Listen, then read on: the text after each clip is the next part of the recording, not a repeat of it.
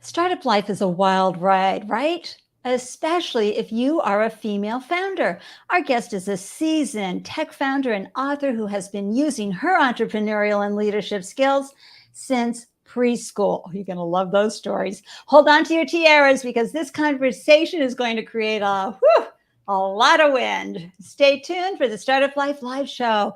Let's glow, everyone.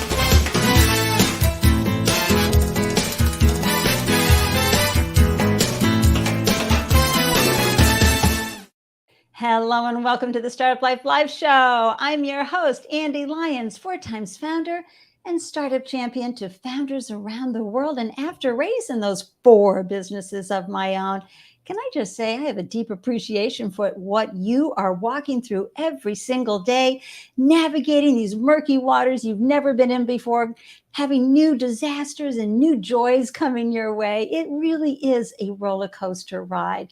And that's why I'm so grateful that you carved out time to tune in and grab some gems from this delicious conversation, because as you do better, your business will do better. You know, leveling up as a founder, it's a daily practice for us, right? So I'm so grateful that you tuned in. And if you are joining us live, I'm just sending out a quick yoo-hoo to the live viewers and a heartfelt thanks to the replay viewers. Hi, and the podcast viewers. Thank you, or listeners. Thank you so much for joining us. You are going to love this conversation. You're going to love the gems you're going to be grabbing today. If you are tuning in from YouTube and you have not done so yet, please subscribe to the channel, because that way we can reach more people. Thank you so much for that. And if you want to receive a notice whenever I post a new show, you know, I'm here live most Tuesdays and Fridays. Join the Startup Life Live meetup group. This way you'll get not just an alert, but you'll get the deep dive into who the guest is. And you know, once you see that it's a founder that might be in your industry or have a skill set that you could learn from, come on over and say hi, cheer them on, and also grab the gems that you need. So I want to share a few Andelicious announcements with you, because part of that leveling up happens when we know what's going on in the startup world. And so, of course, you know what a fan I am of Arlen Hamilton. I've always got the book behind me. It's About Damn Time. Well, she has an academy called Arlen's Academy. There is tons of free advice there for you. And that tagline right there is absolutely right. Everything you need to know about launching a successful business, all in one place. So hop on over there and grab some of the great information that she has from dozens of experts. And do you guys know the folks over at Thinkific? Well, they've got a really cool thing happening right now. Learn how to start and scale your business with expert-led sessions on course creation, community building, digital product strategy, and more. Registration is free. So go to that link right there and grab yourself some good juju for your business. It's all good there. And then I don't know if you know about the Black Girl Ventures. They're amazing as well. And they fund and scale tech-enabled revenue-generating businesses founded by people who identify as Black, Brown, and woman. And they are taking applications for their fall 2022 pitch event. And they love teaching women to pitch and work on their pitch decks. So please take a moment and check out that opportunity if you identify as Black, Brown, and female. Another great opportunity is Jason Calacanis. He's got this really cool 12-week course to help you build an MVP and get your first users. Now, here's the scope. Sure, he charges $750 for this 12-week course because, you know, if you pay for something, you're going to show up, right? But if you do show up at every single week, at every single class, and you create an MVP, he's giving you your money back. So I got to tell you, I think that's a really cool deal. So be sure to check that one out. And finally, you know how much I love Scroobius. Human First Fundraising. Our good friend Allison Byers is running this amazing business with an amazing team. Check out Scroobius. They help you create a video pitch deck. They help introduce you to investors. And you know, it's all about the human connection, right? With investors, they really are investing in you and your team. So through a video pitch deck, you're going to have a much better outcome and chance of getting that capital you're looking for. I just want to take a second in the Founder Circle to give everybody a big hug and remind you to please ask for help. Reach out. ask for, an introduction, doors open, don't get too caught up in your silo. Okay. As a founder, it's very easy to do, to get hyper focused on what you're working on, but please reach out, ask for help. And again, cheer on other founders. The best support you're going to find is from your peer group. And I want to remind everyone that if you're live here at the Startup Life Live Show, amplify your startup. This is a wonderful way to get, who knows who will hear. I mean, I have hundreds, sometimes thousands of replays on the video, hundreds of downloads on the podcast. So if you pop in your business name, one-liner, and URL, I'm going to get out the clappers and celebrate you and give you a lift. I've had folks, tune in and listen later and connect with folks who've shared their business. So come on, make that happen. And of course, we love your questions and comments. It really helps add to the conversation today. So do not hesitate to post a comment or two. All right. So I am just going to say a quick hello. I have to say a quick hi to our community, phenomenal community manager here, Ruth. Happy birthday, Ruth. I'm so glad you're having a great day in Nairobi, Kenya. And you add so much value to the Startup Life Live community. Thank you for being you. I'm celebrating you here. And hey, Shiddick, how are you? Good to see you and great. So thrilled that you're here. Now I'm going to introduce you to our wonderful guest because we got to bring her in this room as soon as possible. It's the one and only Cheryl Contee. And I found Cheryl when I was watching WOCON, which was Jill Johnson's Eiffel Group. And she is this phenomenal founder. In 2008, she founded her first startup, Do Big Things, where she grew the company from 2 people to 10 in its first year with millions in revenue. She's also the co-founder of Attentively, the first tech startup with a Black female founder to be acquired by a NASDAQ company. And today she's the CEO of the Impact Seat Foundation, whose mission is to create a world in which women, especially women of color, can be successful business leaders. So come on, let's bring her into the room. Woo, woo, woo, woo! Cheryl Contee! Jazz hands. It's a pleasure to be here. Thanks everyone for tuning in. I'm so delighted to have you. When I saw you on Jill Johnson's event, and everybody, just to remind you, if you were here for when Jill was on the show, I think I might have some artwork of hers here for Eiffel. Nope, I guess, yes, right here. She has this wonderful side group called WOCON, Women of Color Conference. And so, Cheryl, you were a speaker on the panel. And I was just glued on the edge of my seat from every word you said. So I'm truly grateful that you're here to share your wonderful wisdom with us today. Woohoo! Woohoo! And Emily, I am so happy you're here. And congratulations on all your success. Please pop in the name of your business and your one-liner and URL. I have to celebrate. You've had some great things going on. And Bobby, happy birthday to you too, goddess. So if you know Barbie, do you know Bobby Carlton? Cheryl? I don't think so. Oh my gosh. She has a platform called Innovation Women. It's where women speakers are, because Bobby is committed 100% to stop the man panels, manels, as she calls them. So this incredible name for it.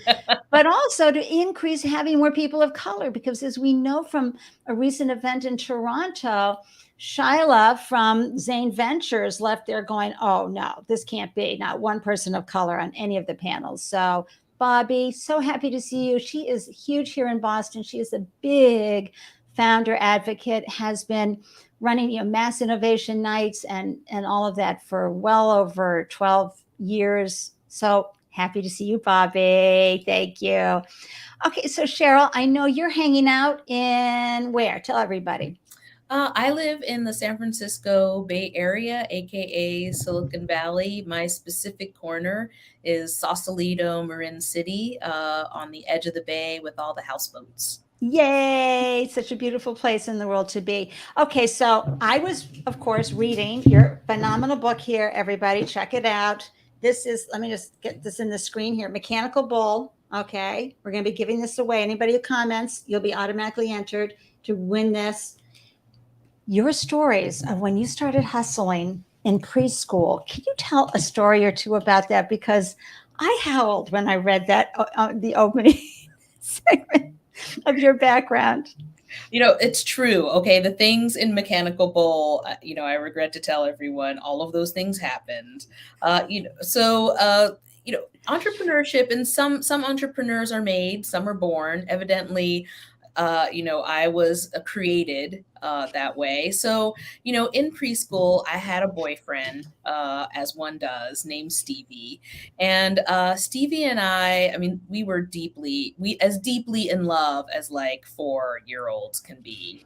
And we would do this thing where we would stand fairly far apart and then, slowly, kiss in the middle. And other children found this behavior fascinating and would, ask us to do it during recess. And at some point, I was like, look, I'm not a monkey, I'm not a this isn't a traveling circus.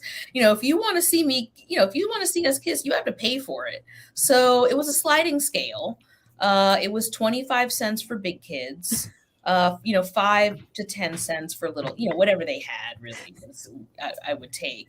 And, we actually made a lot of money that way. Now, Stevie was a true romantic. And so he felt some sort of way about profiting off of our love. But I kept him invested in the business via ice cream and candy that was procured. Our parents never knew. I mean, I think my mother may have passed away without. No, she read the book. Okay. Oh my gosh. I'm sorry, everyone. I am just laughing. So the background here, I know you can see the images I do, just how Cheryl worked it, set it up, created a nice, sustainable, profitable opportunity. She took good care of her co-founder, so to speak, made sure he was kept happy in the whole process. I love that story. Oh my gosh. Let me just take a moment. Thank you so much, Emily, for sharing Nurture Talk, Mother of Fact app, mobile platform that connects new moms and maternal health providers to licensed dietitians for on-demand, life-saving medical nutrition care. I got to say, folks, this is a phenomenal app for moms because new baby does not come with instructions. So it's great to have this level of support. And Emily is just taking off. It's great.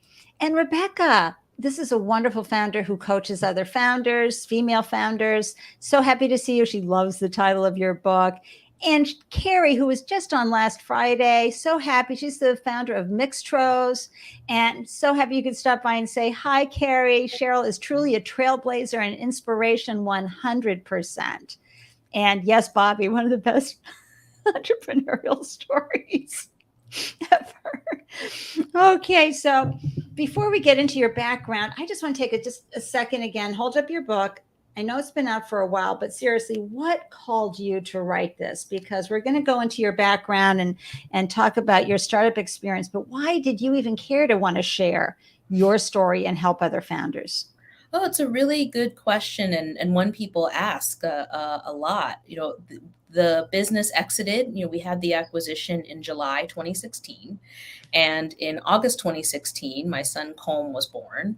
And I like to joke that Colm is my newest startup. It's a 20-year runway, and I haven't really figured out an exit strategy yet. That joke kills here in Silicon Valley. Everyone thinks it's hilarious. But, seriously speaking, after, I had Colm for, a few months, a friend came by to visit, and she sat me down and she said, look, Cheryl, I know you've got the baby now, but more people have been to the moon. More Americans have been to the moon, 17, than have done what you have done. And you have an obligation to throw the door open and help others come behind you. And that sat with me. It really sat with me. And so, I embarked on the journey to share not only my story, the book, Mechanical Bull, How You Can Achieve Startup Success. It's got a lot of practical stuff in there that really will help you make it happen. But it's also fun, hopefully, people have fun reading it.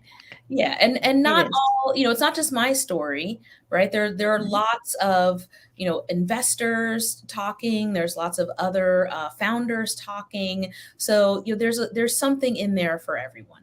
And what's great is that you bring your perspective as someone that hasn't done, more people have gone to the moon than have done what you've done. And boy, I bet that put it into perspective really quickly for you. So bringing that view of the world and that point of view was so important. It's so rich. It's such a wonderful book.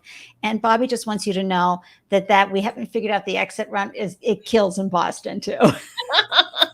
I'm glad. I'm glad. I'm glad y'all are digging it. It's so good.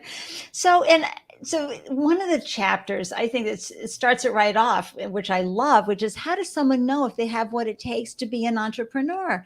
So can you share, how do you know, and bust a few myths that folks have about being an entrepreneur?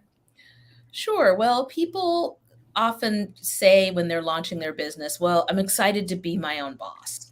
And sure, that sounds good. That sounds cool. But consider the concept of having not one or two bosses, but tens, hundreds, thousands of bosses. These are your clients and your customers.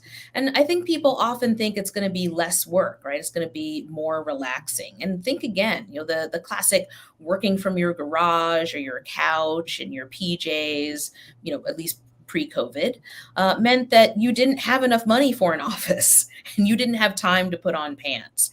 The first 12 to 18 months of your business will likely be the hardest you will ever work in your life. I mean, even the first few months of having my baby was easier. And, the moms out there know, okay, like making a baby is no picnic, okay? Changing 12 diapers a day. Yeah, like not sleeping 2 hours a day. Yeah, trying to keep a tiny human alive. Yeah. Trying to keep a tiny business alive is really, really hard. You have got to have your hustle on for sure.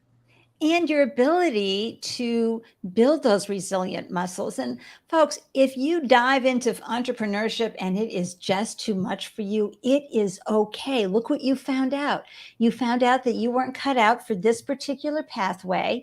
And in the meantime, you developed incredible skills and built wonderful and intangible muscles to take back to an organization and maybe bring some intrapreneurship to that organization. So you know how I feel, everybody. It's my Andelicious guarantee, as Rebecca said last week, you never lose when you start a business because you can. Yeah, Right? you don't. And I think that's another myth that holds people back, particularly people of color, particularly women, where there's often more focus on us. We are often, unique sometimes in our career or in our milieu of our career. And look, you can fail up just like the white guys. And this is not racist. You all know what I'm talking about. Okay.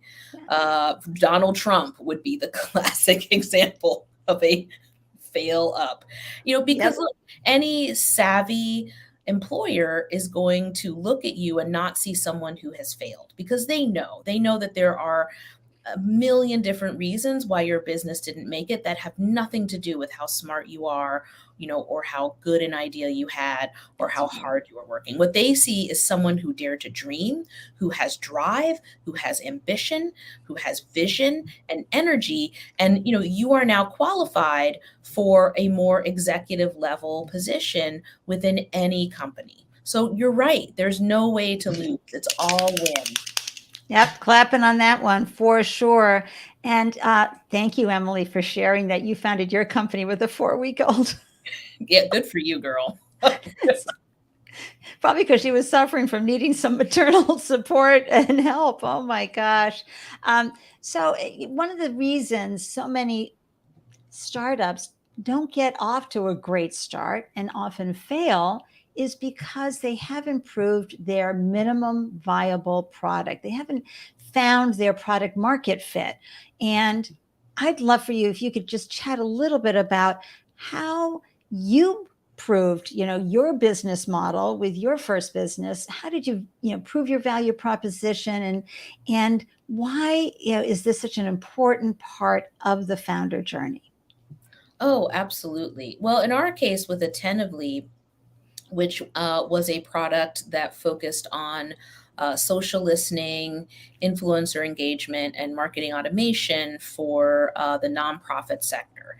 And the nonprofit sector is something like consumes $800 billion in products and services every year. So it's actually a pretty big group of people. So in our case, we were, fairly well known within our niche, of the nonprofit arena. And we saw having a foot in both the tech world, right, and in the cause sector, we could see that there were things happening that corporations were doing in terms of, marketing and engagement online that nonprofits were a bit behind in, particularly influencer engagement.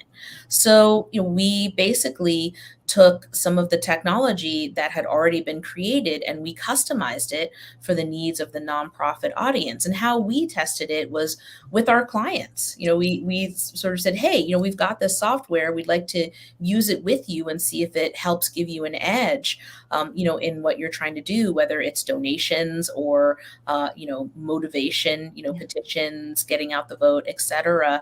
And, we could see that, there was a there, but ultimately, Ande, it boils down to, are you solving a problem and for whom?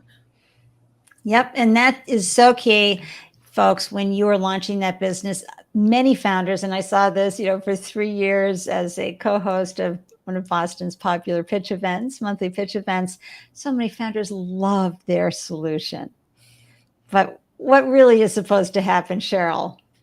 Right. I mean, is there an alternative to your product or service, and how are you differentiating? The most vital things to happen for your business that you need to make happen in the first year are revenue and reputation. How are you driving customers to your door? And unless you're solving a problem and you're reaching customers, where they're having that problem or trying to solve that problem, you may not actually get the success that you're looking for.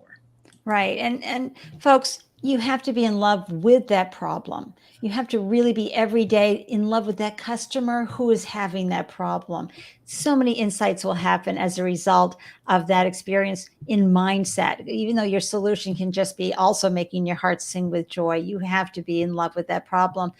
Now, we heard, Carrie said this last week with her business, Mixtros, a lot of times she just feels over mentored, over accelerated, and, but underfunded, right? What happens? What do you think about when a founder should make a decision to go into an incubator or an accelerator? And I say this too because I'm mentoring a team out of Italy called Aligo, and they're part of this Accelerate Italy cohort. They're going through an IPO right now. At the same time, they're going through this really important cohort accelerator to get into the US market. I'm like, my gosh, that's a stretch, right? At the same time, when should founders say, yes, I should be part of this cohort, or no, it's a waste of my time. I need to stay focused in my lane right now? Absolutely. Well, yeah, if you are going through an IPO, you probably don't need an incubator accelerator. You're doing Well, in Europe, that's how they have to do it because they can't. Right. Yeah, they can't Got get capital, from individuals. They have to do an IPO, so it doesn't have the same weight as it does Okay. here. Didn't know that. All right, Yeah, interesting. Well, look, yeah, absolutely, it can be tough, right? Especially for those who are bootstrapping, right. right? Something like 66% of Black women self-fund their startups. Yeah. And a lot of incubators and accelerators require you to take time from a job. Are you going to lose that job? Or if you have a family, who's going to look after those, bad kids? So so that said, COVID forced a lot of programs online. So if you can find a virtual course that that might be easier for some folks. Mhm. What I see in incubators, the best incubators and accelerators are two things. Are they going to help you refine your business? Are they really going to help you, take your business to the next level with practical skills, right? And are they able to focus on you, or is it very general? Right. Yeah. And then second, are you getting introductions to investors? And what is the percentage of folks graduating from the incubator or accelerator who are getting funded by people who are connected or, just subsequent? Were they able to, get funding, more quickly? Right. So use that to determine whether it's worth your time. Thank you for that advice, because it's a big decision to give up that much of your time, right, for something. So my Well, next, so many of them, well, not to interrupt, Andy, yeah. but, don't pay for it. Okay. Oh, Like, yeah. do not, I think there's a lot of snake oil right now. Like, the best programs will pay you. Look for a program that will pay you. Of that. That's excellent advice. So when you launched your first business, even though you had all this great entrepreneurial gems from being a younger child as well as a younger woman, and you felt that calling, what was it like for you, a woman of color, launching a business that had a tech platform, and you're a non-tech founder, right? Well, no, I'm a tech Did you? founder, but there No, is. but I'm saying, did you like get a degree in computer science? I Were did not. you? No, Okay, I did yeah. not get it. Yeah, so I got into technology in a slightly different way. Long story short, I went to Yale, and I was a struggling BIPOC scholarship student, and I Hmm. was required to have a campus job. And so the highest paying job at the time at Yale was working in the kitchens because they were unionized, $17 an hour. Sweet. Yeah. So, but I hate washing dishes. I'd rather scrub a toilet with a toothbrush. And I couldn't imagine doing that for 20 to 30 hours. Like, how much can you learn washing dishes? So I looked for the next highest paying job. And the next highest paying job at the time cost half. It was a relatively new program called Computer Assistant. It was helping students and professors, in the with the printers and the computers and the libraries. And my major was ethics, politics, and economics. And yet here I am learning about technology, basically in my spare time. And my career ended up being a combination of both, really. And that's what I tell young people now. There was no way to major in the work that I do now. It didn't exist. And I think that's even more true of this generation of millennials and Gen Z. The career for which you're preparing yourself may not exist yet. So follow your interests, right? Go hardcore and layer on technology.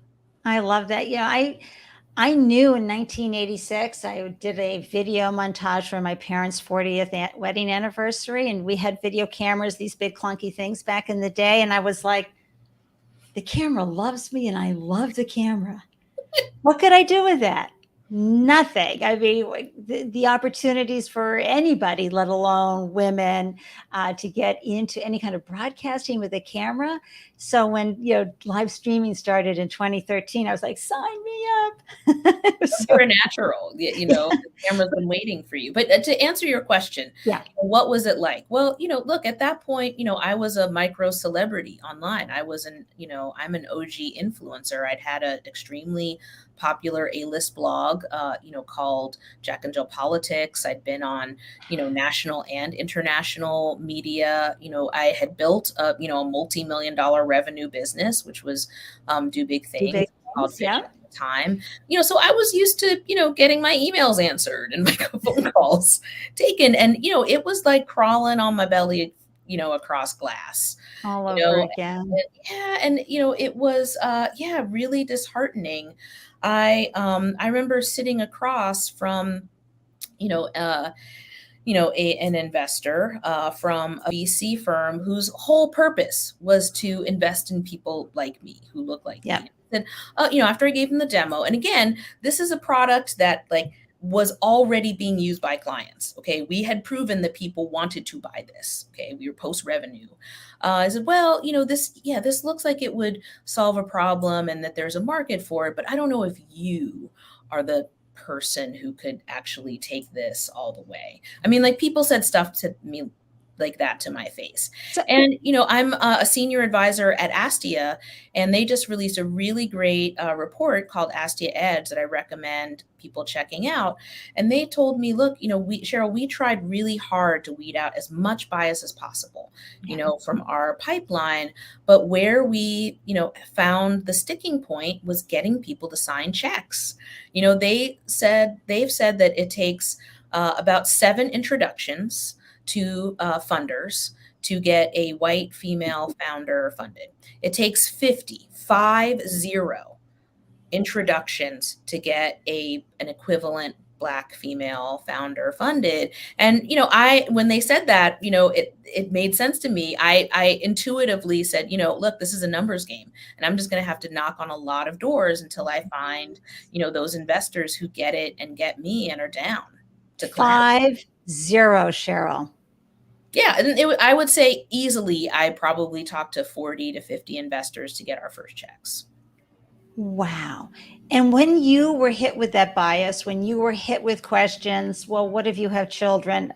I mean, my goodness, if you look at the employment laws, all the questions you can't ask anybody when you bring them on, these investors have no problem asking you, the woman, these questions. And they're not asking any white males these questions. What did you find that worked for you? Because you couldn't, bitch slap them across the face and say what? Stop that. I definitely gave people, some side eye. I mean, folks who know me know that it's hard for me to hide my feelings. But look, to a certain extent, yeah, it was just haters to the left. Like, clearly you don't get it. You don't get me. This is not a serious meeting. I'm going to try to wrap this up as quickly as possible and move on to another investor. I just didn't waste my time. And good for you.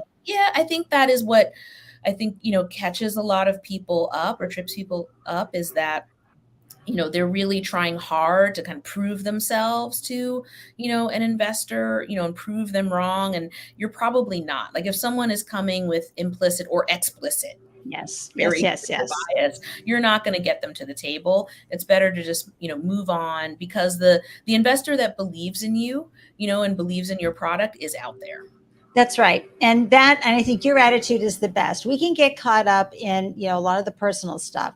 And a lot of times too, the investors will start asking questions and going into the weeds, for crying out loud. You're like, we have to have our responses prepared, folks, to bring them back and get them focused on why you, the founder, are uniquely capable for executing and implementing and getting them the return on their investment that they're seeking, and the vision, and how they don't want to miss out on this incredible opportunity.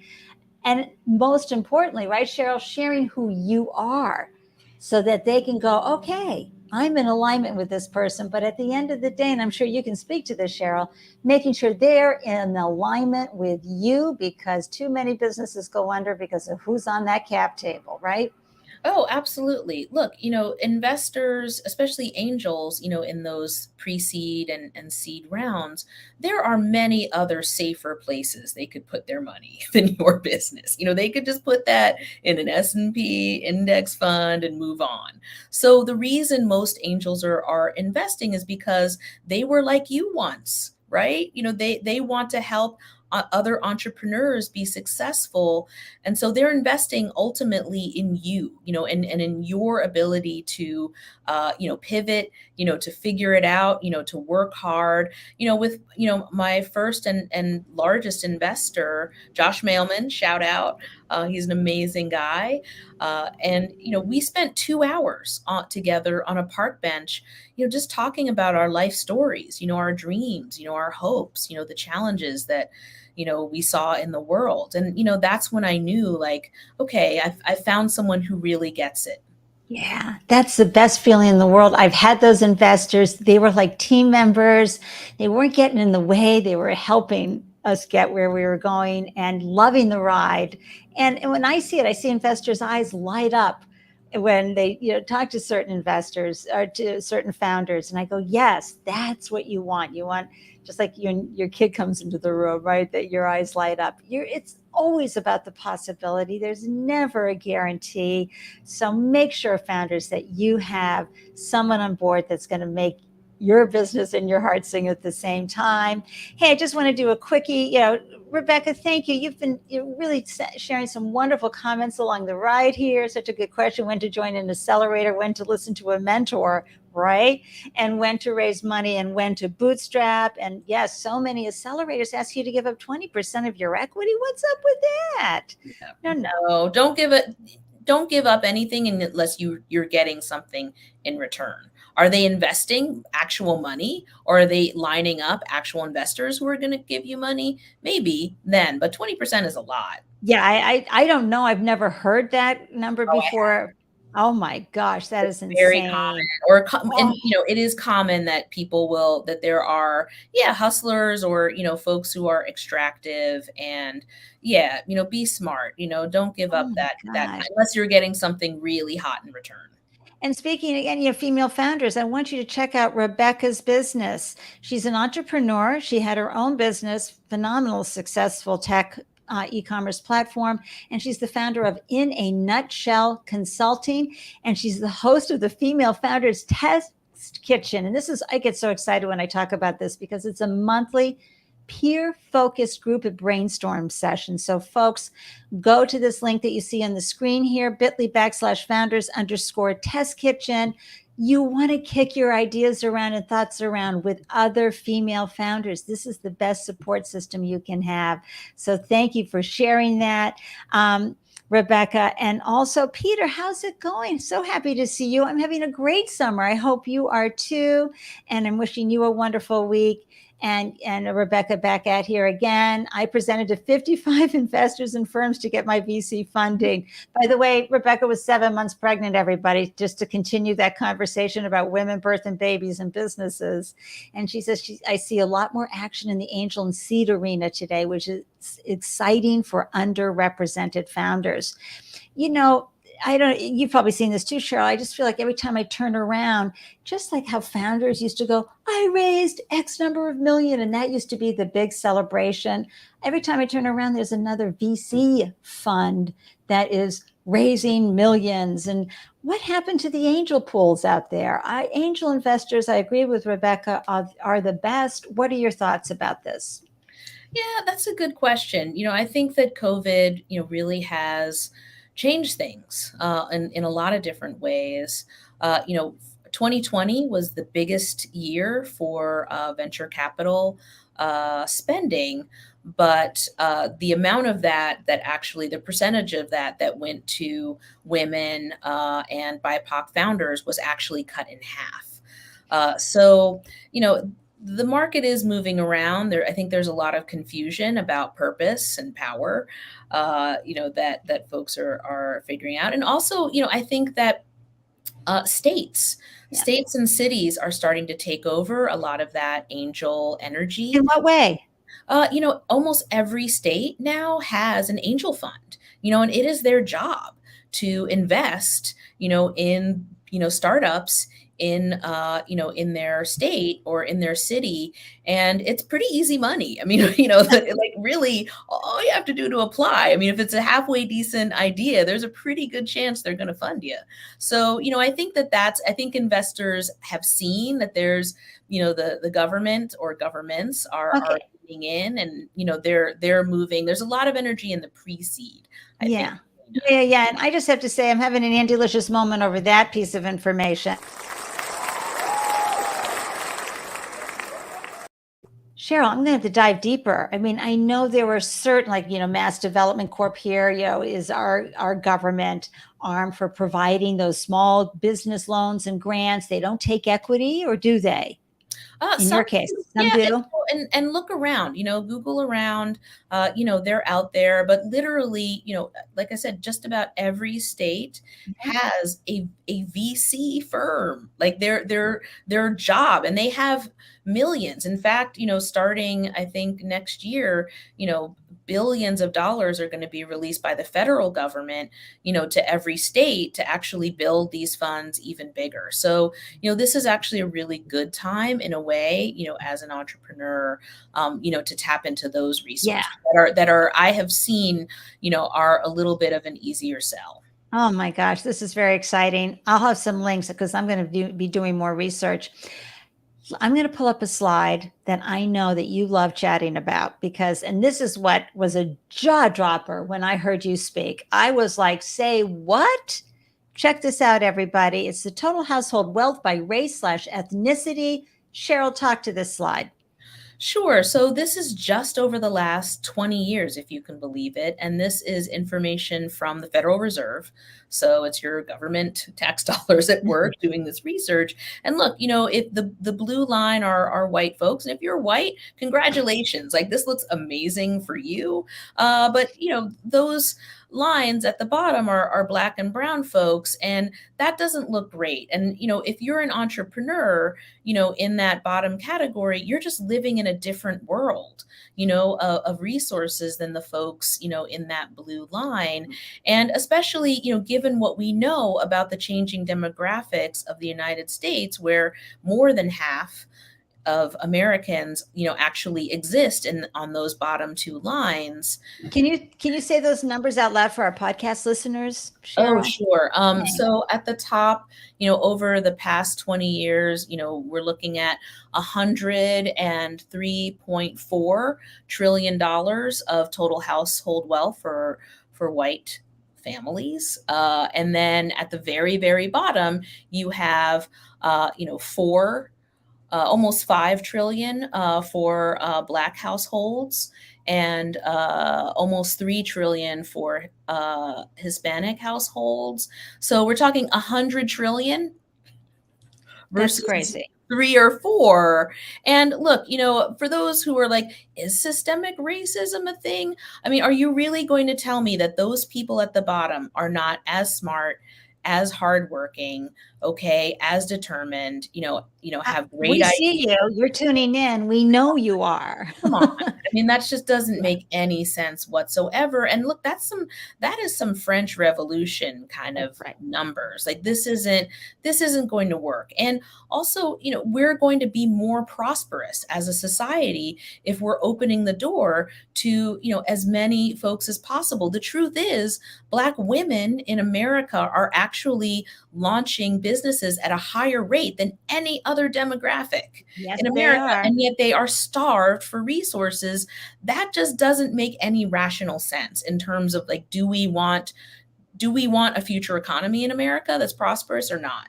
Right. And this is a perfect segue into your role. Talk about what you're doing with the Impact Foundation, and let us know how you got involved. How did Barbara Clark, you meet her, and how did she come up with this? I want all the details.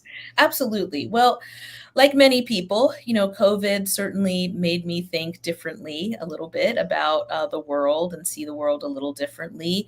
And I stepped down as CEO of Do Big Things. I'm still chair and founder, still very active, with progressive, helping, progressive causes, candidates, corporations, with their, digital needs. But, as I was, doing things like this, talking to startups, I felt the pull, of the startup world, and knowing that I'm still sadly unique, in that world. At the same time, I met Barbara Clark, who's an amazing economist. She's actually a polyglot. She speaks, like, I don't know, 9 different languages, maybe She's a Klingon. big hero in the Boston startup community, everybody. I sat beside her several times and felt so honored. She's incredible. I've learned so much from her. And, she quietly is, if not the largest individual single investor in women-led startups, is certainly one of them in the United States. And she was just quietly doing it, just quietly making it happen for a lot of companies that are now very successful. She was the first check in. Can we just talk about the quiet part? Folks, with digital marketing, so many are saying, hello, over here, I'm investing this, I'm investing that, I'm doing this, our team is doing that. Barbara seriously just does it. She gets it done. And talk some more about, she wrote a check. Yeah, she was often, the first check-in for, a lot of businesses, that needed that leg up, that were clearly great, but we're having kind of that stumble of, like, people just have trouble writing checks to me because of the package this idea is coming in. So, she looked around and said, what I know now is that so many businesses need more than just money. Right. Right. There are so many businesses that need financial support, financial planning, Yes. support. They need emotional support. It can be really challenging. There's so many ways in which we can potentially support, including investment. So we are following Barbara's full stack philanthropy Yep. concept. To get nerdy and dirty, and by that we have a 3-pillar strategy, which is impact investing, grant making, and advocacy. As I just mentioned, the government actually is leaning in on facilitating more entrepreneurship, but there are so many things that hold us back, particularly women. Right. Right. And so it's also important, I think, that folks, the Impact Seat, they're on a clear mission to help female founders and leaders, okay, get the opportunities and really some wind behind them in their sails, but also women of color in these roles. It is just so important. So I'm getting the sense that the Impact Seat Foundation is focused on the education, as you said, but also in the impact investing, but also increasing what I think is even more than getting funding is social capital. Exactly. That is exactly right. And look, I was inspired, to join Barbara and her vision in part, seeing how hard women have been hit in COVID economically. I mean, we have really taken a few steps back. And so, and yet, look, women hold up half the sky. Like, we're not going to be a successful economy, of the future unless, women are a really big part of that. Because look at here. Okay. Women, look it up. Women buy 75 to 85% of everything. Why would you not invest in women who have the ideas and the insight of what women want? And also know how to get it done. Implementing is not a problem for women. Okay, it really isn't. You could probably get some data on that as well. I agree 100%. And of course, we know how to make social change as well and do everything else that we're doing. My gosh, what a time women are having.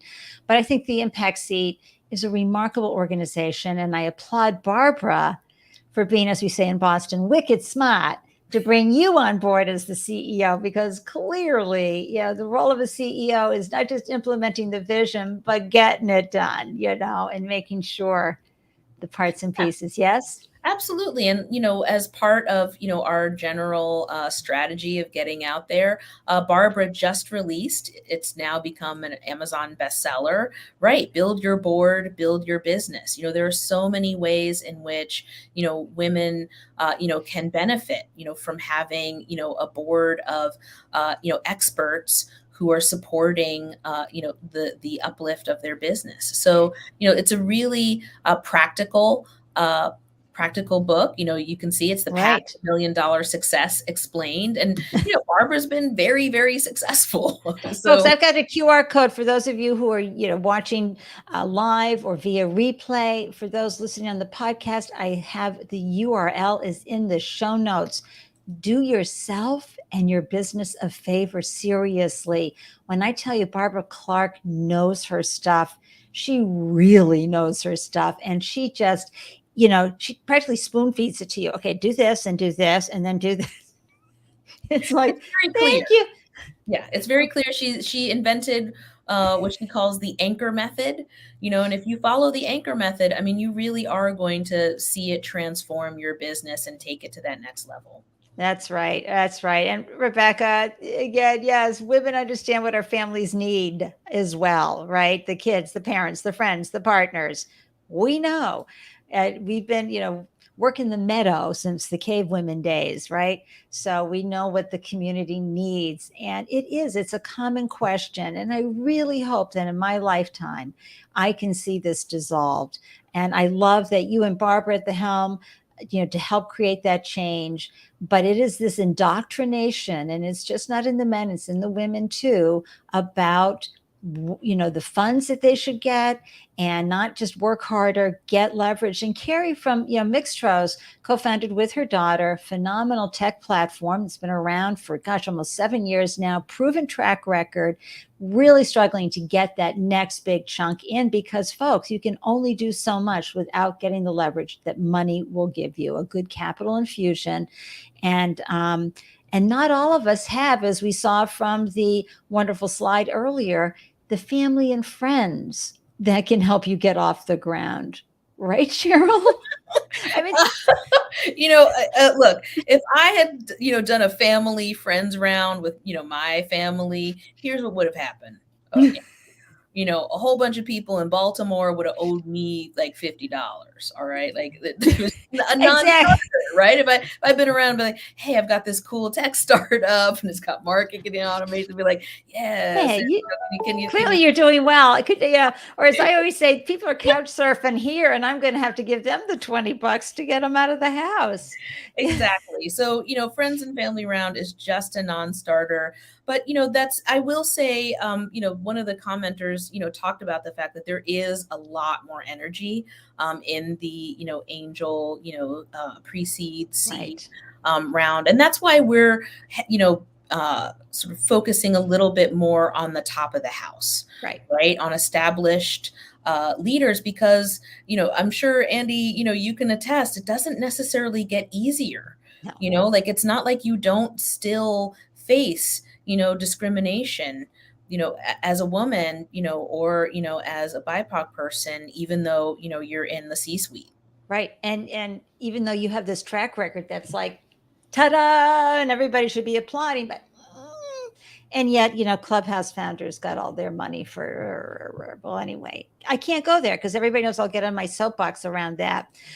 So Cheryl, you had an exit and you talk about, how important understanding when you launch the business, right? That you should be thinking about leaving when you launch. You talk about this in Mechanical Bull. I think it's just such a good topic that we all need to think about. Please expand on that.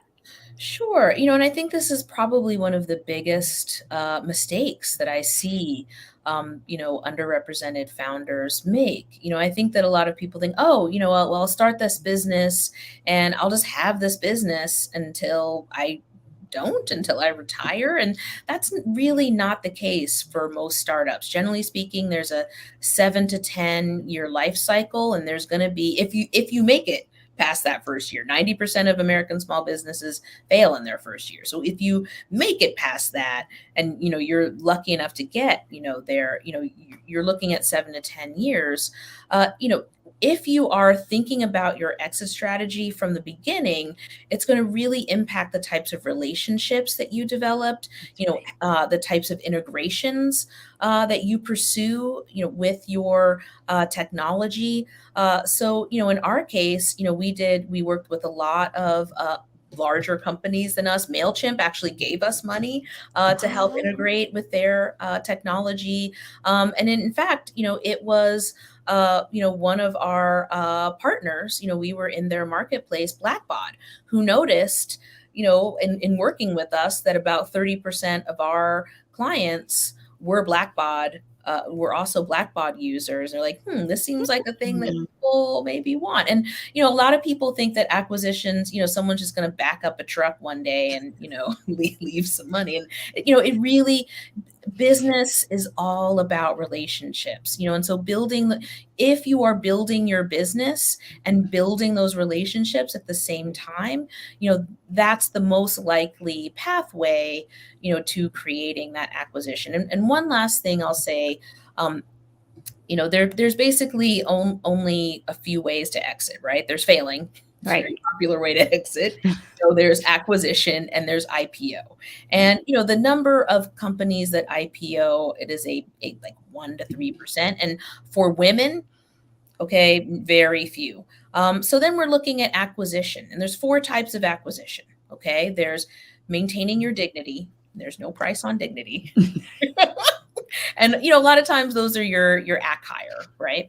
And then new car, new house, don't have to work again for the rest of your life. And, most acquisitions, are going to be in those first three, and that's okay. You've got more money and way more experience than you had when you started. That's right. And just like Joy, the mop lady, that in her story, you've got some other ideas lined up to follow your business. So it's okay to be acquired and sell, and be sure you've got a good attorney to protect you and make sure you're not shackled and tethered to that acquisition to the best of your ability. I love this advice. Something fierce. You're just like, I could go on forever. Let's talk about what success looks like for you today. Because as we grow and as you have evolved, success has had different tiers of what that looks like for you. But today, is it a feeling? Is it an outcome? And also, how are you measuring that success, Cheryl? Because so often folks make the mistake of measuring their success with someone else's measuring tape. Please chat about that. Yeah, absolutely. Long ago, I was probably in my 20s and I was meditating, and I had this vision, and it was Ganesh. And for those who don't know, Ganesh yes, is a nice deity. Elephant-headed deity of abundance, and Ganesh just straight up, told me, look, you're going to achieve everything that you dream of, but through service, right? Through service. And, that's been the defining, I think, rudder of my career is the thing that I'm doing of service to the most people, that I can reach, with my highest level of skills. So that's how I measure my success. Did I help somebody? Oh my gosh. Okay, everybody. That's right. Stitch that on a pillow. Did I help anybody? Yeah. Seriously, folks, that is a great, not only on the pillow on the couch or on your desk there, but something to remember as you go about your day each and every day. I love that so much. As a founder, over the years, you have been up against moments where you have felt inadequate or like, why bother? Why am I here? Whatever it felt like. What worked for you? And I know that you are a very strong woman who's confident in her capability, but folks, when you are human, you have moments of self-doubt. It just is how it is. So what helped you shift out of those moments, Cheryl? Look, imposter syndrome is almost universal. Okay. At some point in your life, you're going to walk into something or somewhere and be like, am I supposed to be here? What's happening? So it's natural, to feel that way, especially, when maybe you're leading, a company for the first time in your life. And you're like, well, I never imagined myself as a CEO. Is this what a CEO is supposed to do, feel like, say in this moment? And look, I had a moment in my career where it was clear that even though I was an executive, I was, very well accomplished, deep down, I still saw myself as that, minority / BIPOC scholarship student. Like that identity still lived inside me, who's always trying to prove herself and proved that she deserved to be there, and yet other people saw me as, an innovative and inspirational leader. Right. And so I had to figure out how to close the gap between those two identities, and the way that I did it, Ande, was like, look, maybe I feel this way, I feel, like a scholarship student, proving herself, but people really need me to show up as that innovative and inspirational leader. That's who they're expecting. And that's what's going to help them.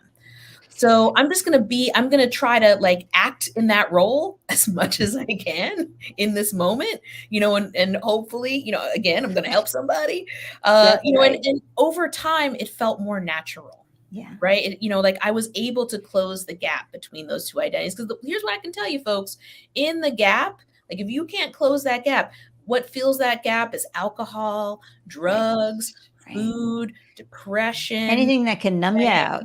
Absolutely. So, it's okay to feel out of place, but how can you start the process every day of stepping into the vision of who you're meant to be?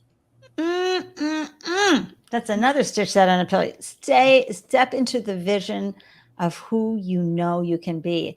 I'm probably going to do that for my TikTok today, folks. I'm going to do a quick screen share here so we can do our giveaway tool very quickly and make sure that we have a winner here. Everybody seeing the screen okay? Yay. So here we go. We're going to draw, everyone. Winner, winner, chicken dinner or tofu dinner, depending on what you eat. Rebecca! I am so happy, Rebecca. Yay! You are a winner, as you should be, because you left so many great comments today. So, Rebecca, you are going to be getting a copy. Let me just stop the screen share. A copy of Mechanical Bull. I know where you are, so I will find you. Thank you for that. Cheryl, how could we add win to your sales and what you're doing and how you're serving the world? How can the Startup Life Live Show community help you? Sure. Well, please do follow us on Twitter at Impact Seed or find us on LinkedIn. I'm easy to find on LinkedIn and I pretty much respond to everybody. Oh. So, you can find me on LinkedIn, ask me a question, it's all good. I'm here to serve, as I mentioned. Pick up the book, and look, if you're already a successful entrepreneur, give that book to someone who looks up to you. Okay. Because that book, it really is, a how-to, of like how to take your germ of an idea and, make it soar, and finally, get out there and dispel the myths, right? Like, people think that women can't, or that BIPOC people don't. And the truth of the fact of the matter is, all of the studies show that diverse-led firms are more innovative, they are more productive, and they are more profitable. So if the only thing you're interested in, which is what, a lot of people say, the only thing you're interested in is making the most money, getting the biggest return, you should be maximizing your investment in diverse-led firms. Well said, Goddess. Thank you so much. And Rebecca, I love her comment. Rebecca, everyone says, woohoo, can't wait to ride the bull. Yeah, girl. That is perfect. And as I know, Rebecca, you're going to spread the joy of Mechanical Bull with the folks that you coach through In a Nutshell. So that's even better. Oh, thank you so much for joining us and for sharing your wisdom, Cheryl. You are amazing. And I am beyond delighted that you could join me today for this delicious conversation. Oh, Ande, you are Andelicious. Really great to be here. And thanks everyone for coming on by. Oh my gosh. I'm going to pop you in the green room and wrap this show up. Okay, folks, seriously, follow Cheryl, check out the Impact Seed. All the links are in the show notes. And I know if you grab a copy of Mechanical Bull, and let me bring it up one more time, Barbara's book, seriously, build your board, build your business. Don't bring just anybody on board, folks. And also, Barbara Clark knows what she's talking about. I've known her for years here in the Boston startup community. She is phenomenal and a real cheerleader for you, especially you female founders. So until the next time we get to chat, I want you all to stay strong and know that I believe in you and I'm cheering for you. And remember to always ask for help, okay? So until I see you at the next show, stay strong and have a good time, all right? Cheers.